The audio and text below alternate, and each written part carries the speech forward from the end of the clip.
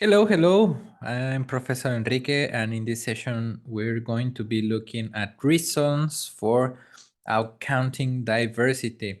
And specifically, it's going to be, we're going to discuss some reasons of challenges, the reasons for accounting diversity, which was pending from the last sessions towards looking towards the accounting diversity. We were missing the cultural factors. If you remember in the prior sessions, the 5 reasons, I believe the cultural factors are important. That's why I want to emphasize them in one separate recording. This topic is usually covered in an international accounting course, and you as students of international businesses, you will see a lot of this topic.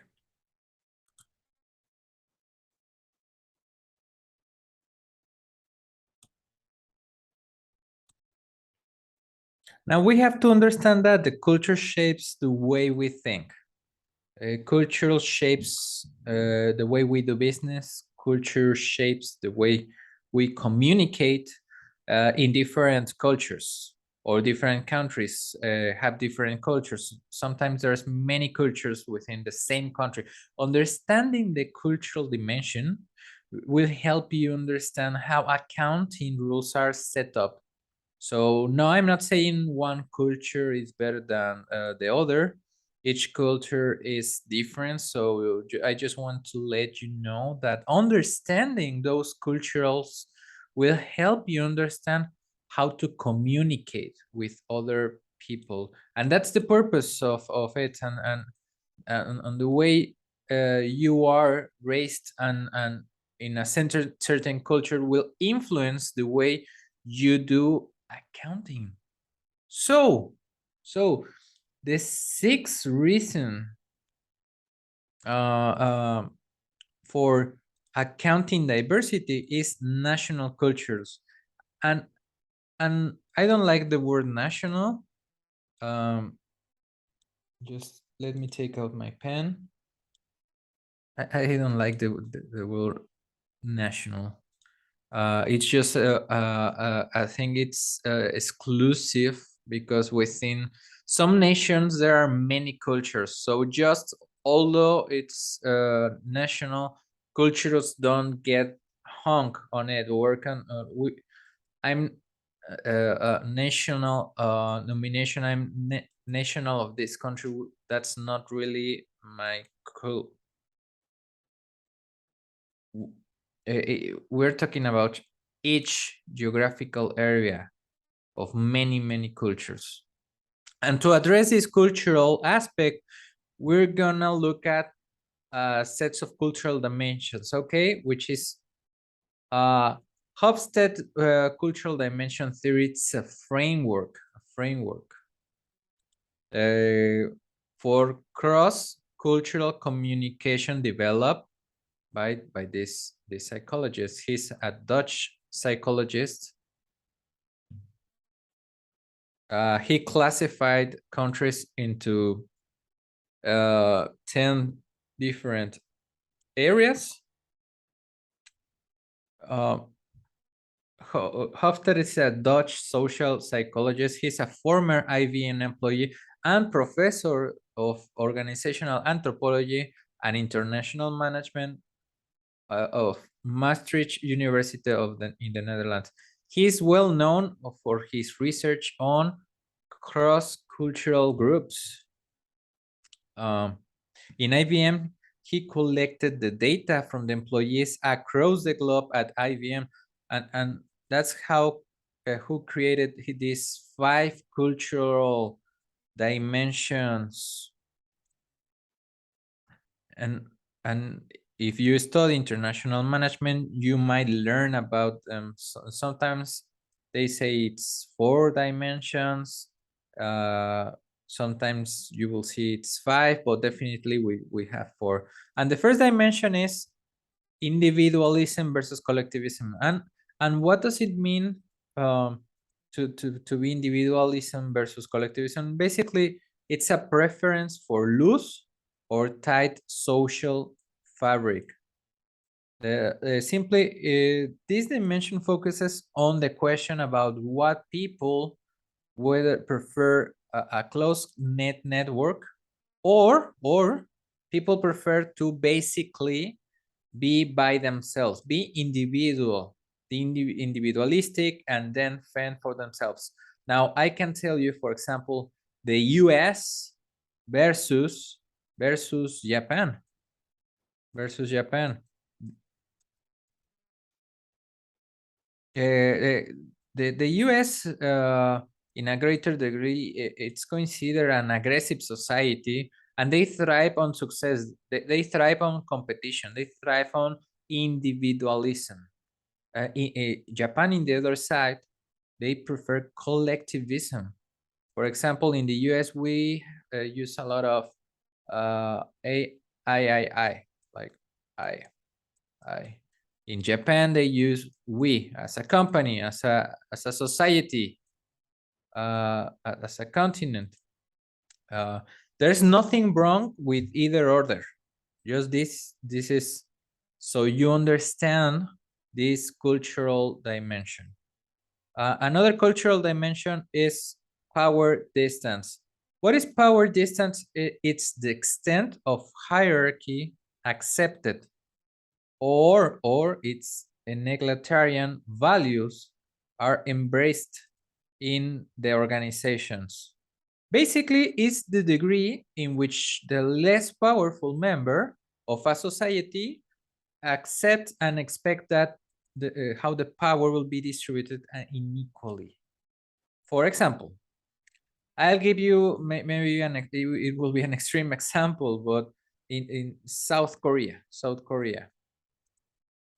in South Korea, if you're a manager, a president, if you're a captain, like an airline captain, you are regarded very high, and there's a power distance between you and the people that work underneath you. So there's this power distance, and the people underneath you accept that power distance.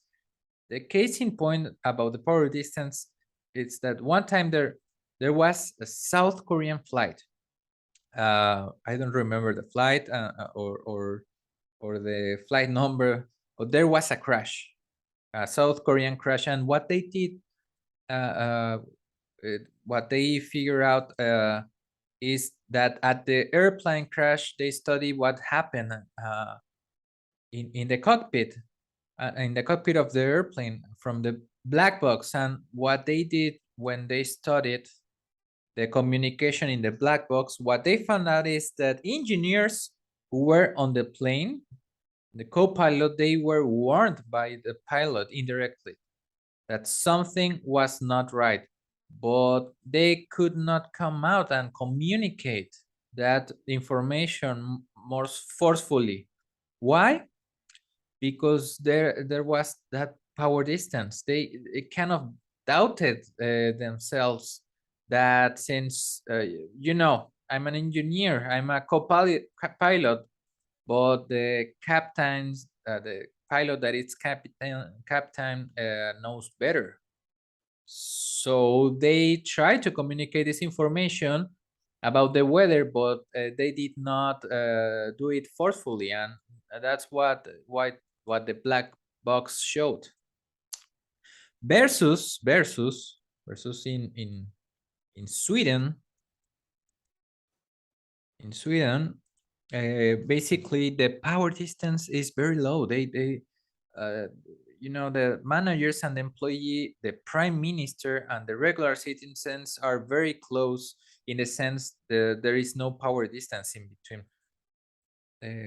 This is basically, again, a cultural dimension. And a third cultural dimension is uncertainty avoidance. Basically, it's a state of how uncomfortable they are with ambiguity. In some countries, people, generally speaking, are very comfortable with uncertainty and ambiguity. In other cultures, they are not. So we have to understand, for example, in the US, uncertainty and avoidance, we embrace uncertainty. Well, they embrace uncertainty and avoidance, but in the Japanese culture, they are a little bit less, they don't embrace uncertainty avoidance. And just because you embrace uncertainty avoidance, this is why you have many entrepreneurs in the US. This is why you have companies like Facebook, Google. People take chances. Now you're not going to succeed every time, but the point is the culture encourages this risk taking. So uncertainty avoidance is not, if you take the chance, you're not going to be ashamed. Actually, you are going to be considered a hero because you took that chance. Like in other countries, if you took the chance and you fail, you know the society may shame you. So uncertainty avoidance is another one of those called important cultural dimensions. They have, so let's talk about the fourth one is masculinity. Masculinity. That doesn't mean a man versus woman. It just basically, do you value performance, heroism versus caring and nurturing? Yeah, that's what masculinity means. So, do you have a preference for achievement, heroism, assertiveness, material reward for success? And in the US, they are masked like an alert society into a great degree. Or do you prefer cooperation? Do you prefer modesty? Do you prefer caring for the we? Do you prefer for the quality of life? Like in Japan, they take care more of the quality of life. In the US, not as much in terms of work environment. It's basically a byproduct, not the main dish. The fifth dimension is long-term orientation. This basically is this comes. This is basically the focus, the short-term focus or long-term perseverance versus theft. Societies deal with the right now, and I want the profit right now, like in the US, or we want the profit now. That's why we report on a quarterly basis. That's why the US reports on a quarterly basis, because we watch on the short term, and this is why the stocks are always going up and down on regarding the price very quickly, because they are more short term oriented. In other societies, they look in the long term, effect, like investing in a long term and expecting profits from the long term. Those cultural dimensions that will help you understand different countries, different cultures, and your culture will influence the way your accounting system or your accounting setup, your accounting organization set up the rules based on the cultural dimensions, because you are what you're culturing, along with Hofstede cultural the dimensions. We're going to take a look at Sidney John Gary. Sidney John Gary, it's actually an English professor of international business at the University of Sydney Business School. And he identified 4 widely recognized accounting values. Accounting values. We're going to combine the accounting values with the Hofstede's cultural dimension that can be used to finer countries' accounting subculture. So what he did, he identified from the literature for widely recognized accounting values. And by the way, he was the president of the International Accounting Association. So the first accounting value is professionalism versus statutory control. And basically, what is this term? It's the preference for professional judgment versus prescribed legal requirements. Let's do another example with the US. To a great degree, the accounting profession is self-regulated. It means that the accounting profession regulates itself. Now, the reason I say to some degree is because up until the 2002, when Sarbanes-Oxley occurred, when we had the fraud of Enron, I don't know if you remember that case. It concluded in a Sarbanes-Oxley Act, which was created by the Congress, and to a great degree, we will be self-regulated. The accounting regulation and the audit profession was self-regulated. Then comes Sarbanes-Oxley, and they created the PCAO. Oh, sorry. Let me erase it.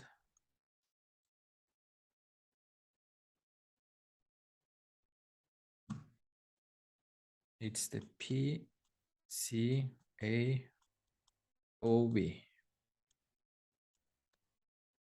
which is the Public Company Accounting Oversight Board, which is a government organization that started overseas to take care of the auditing profession. Yes, the SEC does play a role to a great degree in the profession, but the profession is self-regulated. In other countries, it's more perspective or legal required. So what they do, they look at laws in order to know the rules for the accounting. So it's drafted by laws, and it's not like a little bit about this in the legal system in the prioritization, but another accounting value, it's uniformity versus flexibility. And what it means is that uniformity accounting practices between companies, so they are using the same accounting practices between companies versus flexibility between companies. And over time,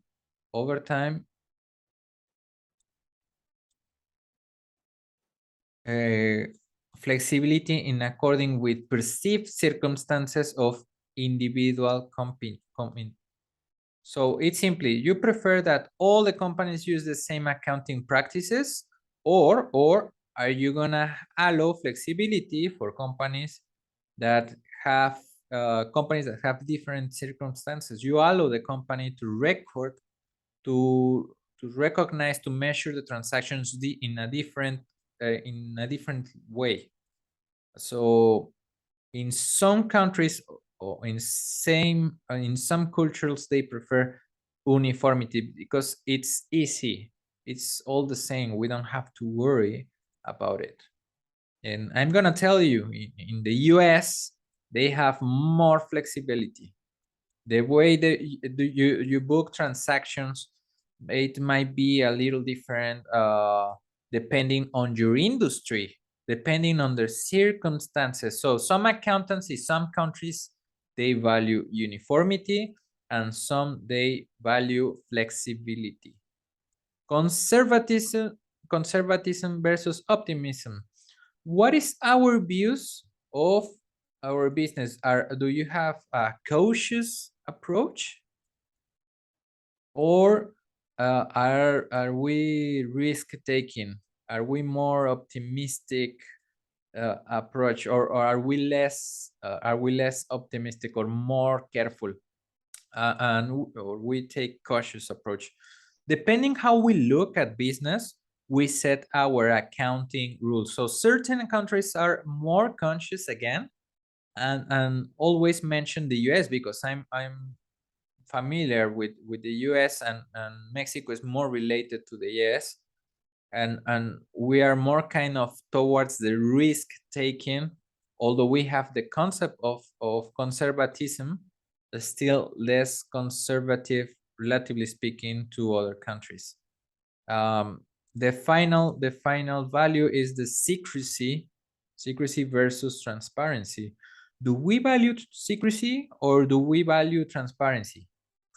For example, in the US, I mentioned earlier, because the shareholders are public shareholders. We value transparency. We want more disclosure. In other countries, they value secrecy. For example, in some Latin American countries like Colombia, they or maybe Japan or Germany, they prefer secrecy. So there's a preference, maybe also in Mexico, there's a preference in secrecy. So it's I don't know if you can relate to it, because they prefer confidentiality. That maybe you don't show a profit and loss statement to an employee, which is related to an administration part. But remember that the administration goal is to maximize the value of companies. And how would you maximize the value of companies if you don't know the profits of the company? And why you don't know the profits of the company? Because the executive team doesn't want or prefer the secrecy.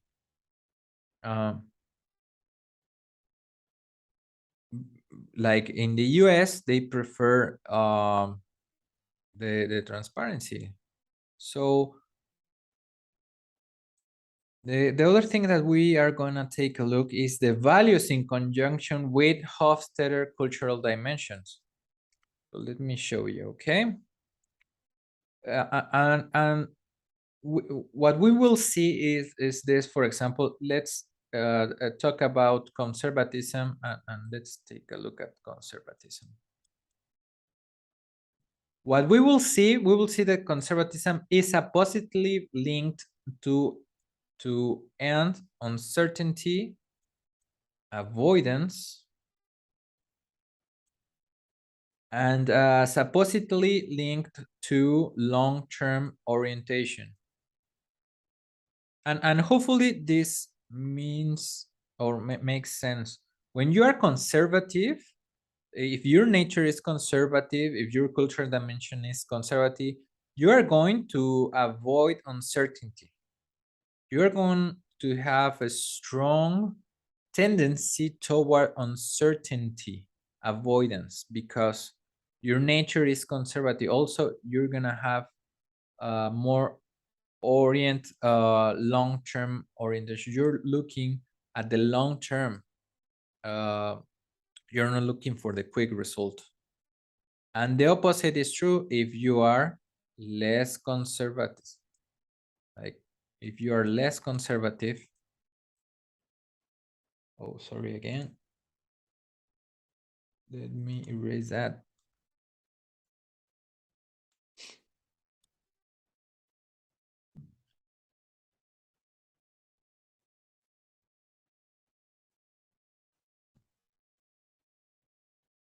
If you are less conservative, you're gonna be negative on the uncertainty avoidance. We don't care about uncertainty. Okay, and uncertainty avoidance. Okay, and also you're gonna have, rather than long-term orientation, you will have short-term orientation. Short-term orientation.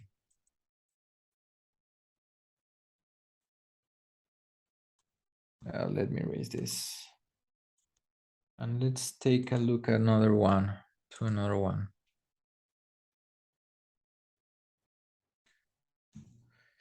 If you value if you value accounting values for profession, let me take out the pen. You're going to be high on individualism and high on masculinity. High in individualism and high in masculinity.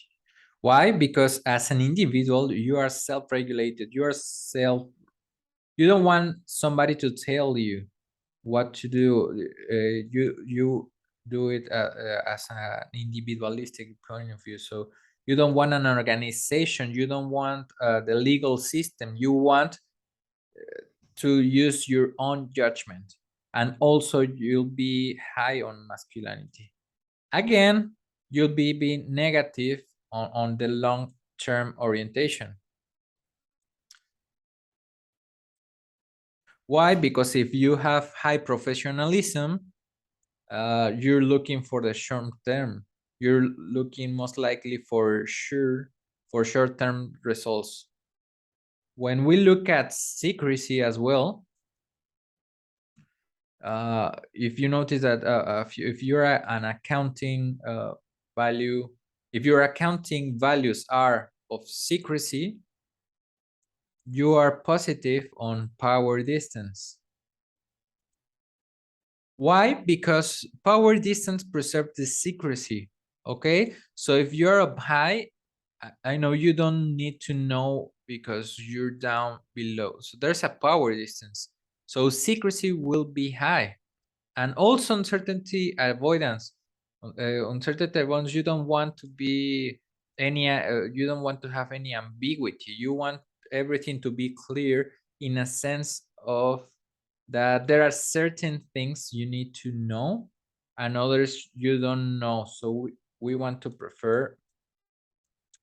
preserve that secrecy, okay? Also, you'll be high on long-term orientation. You're looking for the long term. You're not looking for the short term. And as a result, if you have any information, you might keep it to use it later. And you're preserving your secrecy, okay? And you can take a look at uniformity, just FYI. So those are basically the cultural dimensions of Hostedes, and in conjunction with the accounting values. And now many studies were conducted, like doesn't mean this is not an exact science, or this is not the scientific method. This is just basically to give you an idea of what you're gonna be dealing with at international level situations. You will have an idea of how different cultures value different values.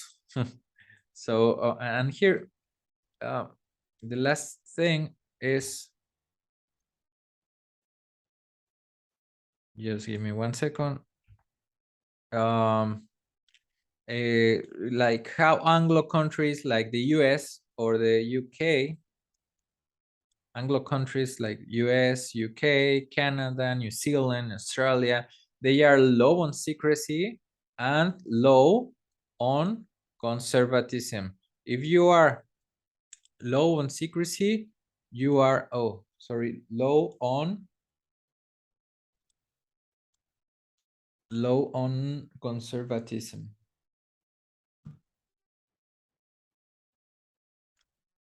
There's a relation. If you're low on secrecy, you're low in conservatism. You don't value secrecy, and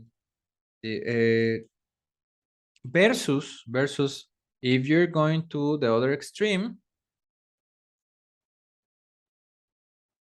like in less developed Latin American countries, they are very high on secrecy. They are very high on secrecy, and they are more conservative. Like, uh, like again, like Colombia, maybe Mexico. I've seen it, and